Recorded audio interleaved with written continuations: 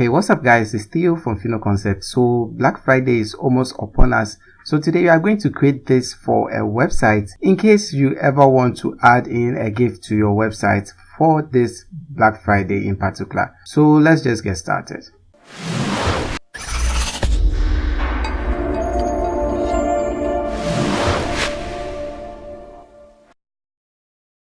Welcome to Concept. Click the subscribe button and hit the bell icon so you don't miss out on any of our future videos.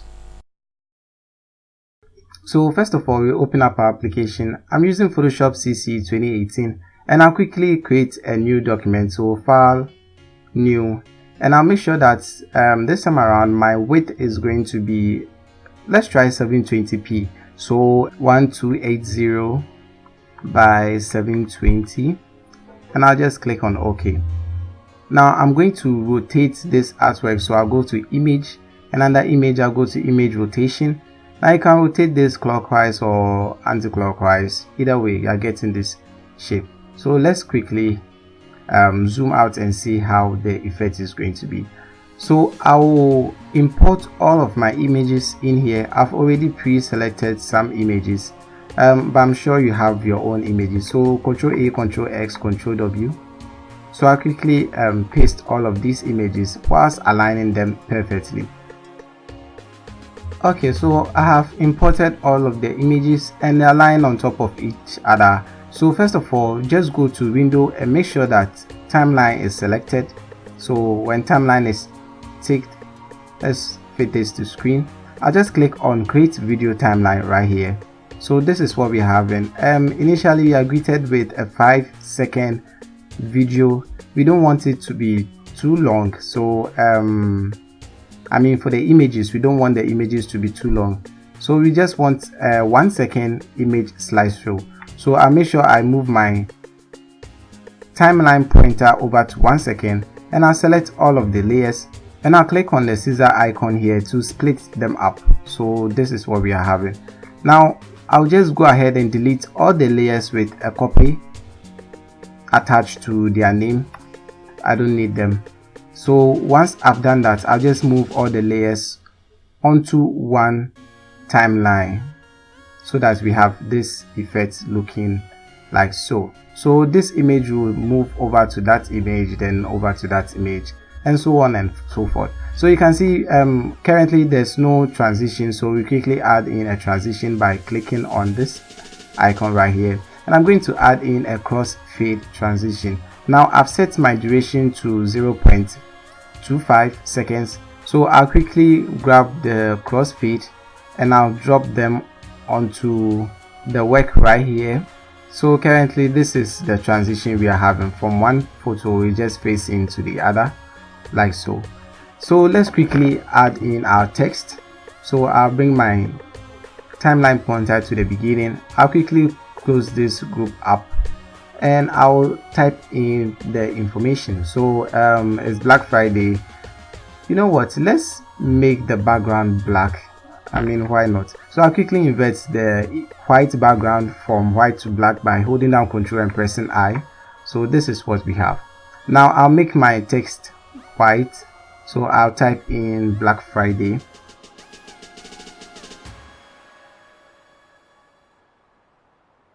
Now this is the effect we are having.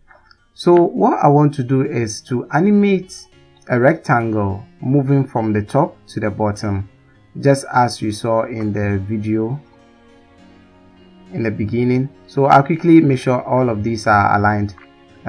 This is almost aligned perfectly, and I'll do the same thing for this as well. So let's quickly draw in our rectangle. So I'll grab the rectangle tool, which is right here. I'll create a random shape, any shape at all. I'll double click on the thumbnail and make sure I select color I want. I'm going with red, and I'll change the blend mode to darken or multiply. So either way should be fine. Now if you think this is too red for you, you can always use the other versions of red from here. So I'll just stick with the first one, which is right here. Now I want the effect to be only on the image and not the text itself.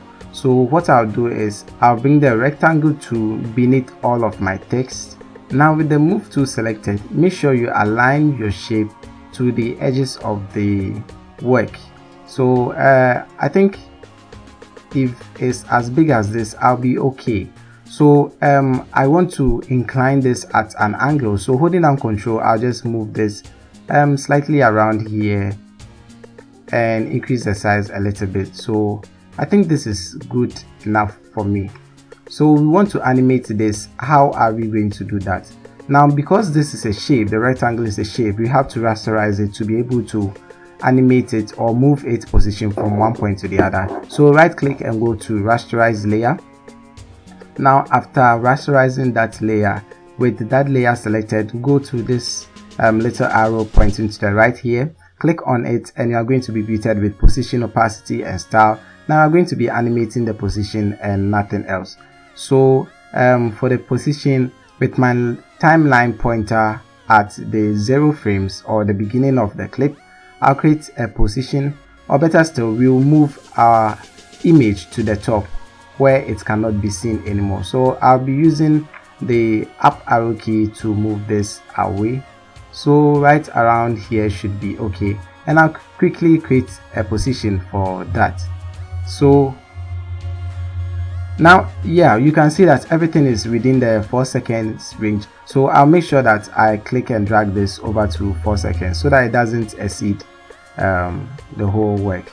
I should have done this before we started animating. Sorry about that.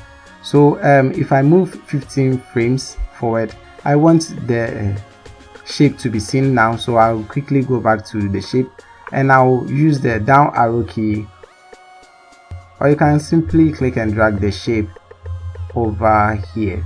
So at 15 frames, I want it to be here. Within 15, another 15 frames, I still want this to be showing.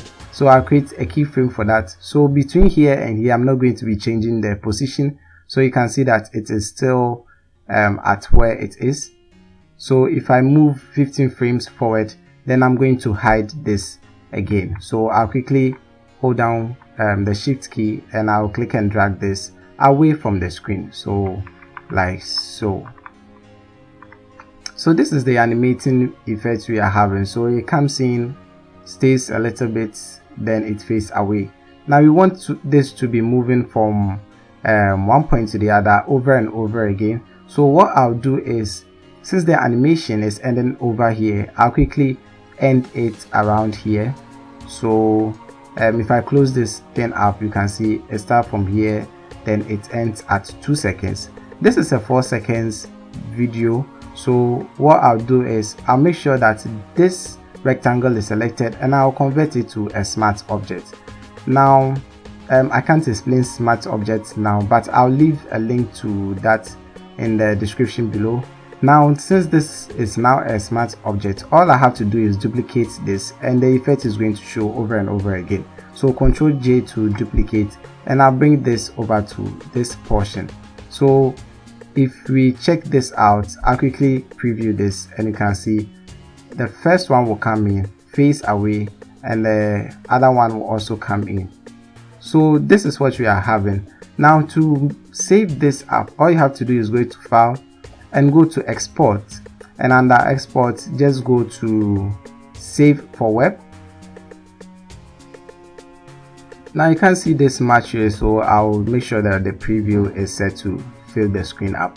Now make sure that if you are saving for web, this is always set to GIF or GIF or GIF, however you pronounce it, and you increase the number of colors to maximum, which is 256. Now you can leave everything as that. Now over at the animation where we have looping options, make sure it's set to forever so that it will be looping over and over again.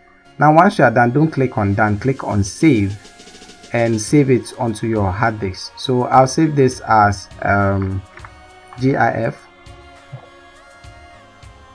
and I'll quickly make sure that it's set to HTML and images, and I'll click on save. So that is saved and we can preview this.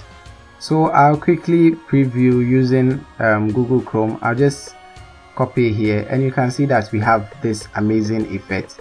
So thank you guys for watching. If you thought this video was helpful, please let me know in the comments below. and also give this video a thumbs up if you liked it. If you like to watch more of our videos, don't forget to hit that subscribe button, and as always, don't forget to share with your family and friends. This is Theo for Fino Concept, and I'll see you guys in the next one.